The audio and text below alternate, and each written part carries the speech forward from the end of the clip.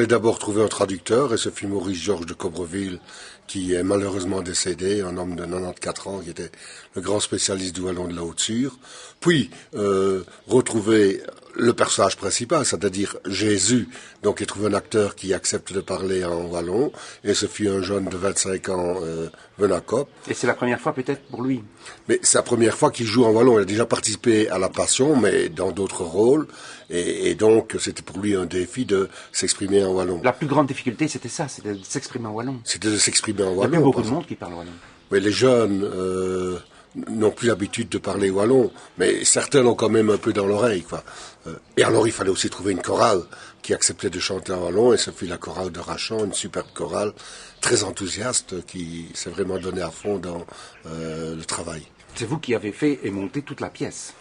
Mais en fait, on est parti de la version française de 2000, avec de petites adaptations du point de vue du chant. C'est moi qui ai traduit les chants, et on a, disons, apporté 3 chants nouveaux. Par exemple, on a introduit, au lieu d'un Ave Maria, 2 strophes de la prière de Georges Brassens.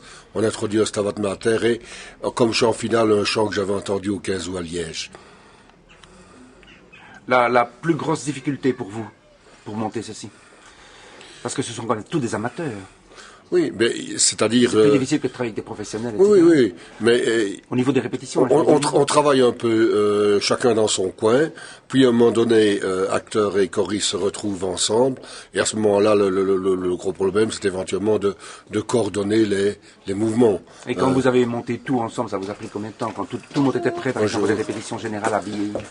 Mais en fait, on a commencé à répéter ensemble le 15 février. Et puis alors, progressivement, on a introduit des décors, puis des jeux de lumière, puis les musiciens sont arrivés, et donc c'est une espèce de puzzle que l'on construit, et finalement le résultat me paraît tout à fait satisfaisant. Le public a été satisfait, surpris?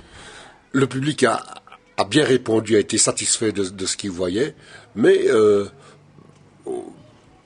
peut-être qu'il y a un certain nombre de personnes qui ne sont pas venues parce qu'il y avait des difficultés pour comprendre. Parce qu'il y avait des difficultés de compréhension. Est-ce qu'il est prévu de le faire ailleurs? Parce qu'on dit on ne le fait qu'une fois, et puis c'est fini. Mais c'est pratiquement impossible parce que vous allez voir le décor, transposer ce décor ailleurs, ce serait quand même très problématique, oui. Impossible, quoi. Oui. Mais c'est quand même une première, ça, de faire ça en wallon. Mais en tout cas, c'est déjà fait avant ailleurs? En tout cas ici. Ailleurs, ça s'est déjà fait? Vous avez déjà entendu parler? Pas à ma connaissance, mais c'était pas impossible. Hein. Bon, on sait bien en tout cas que les marionnettes de Tchanché, elles jouent parfois des passions en wallon, mais pour ce qui est d'acteurs humains, ça je n'en ai pas connaissance, mais c'est pas impossible, c'est pas impossible. On peut dire que c'est quand même une première, quoi. Vraisemblablement.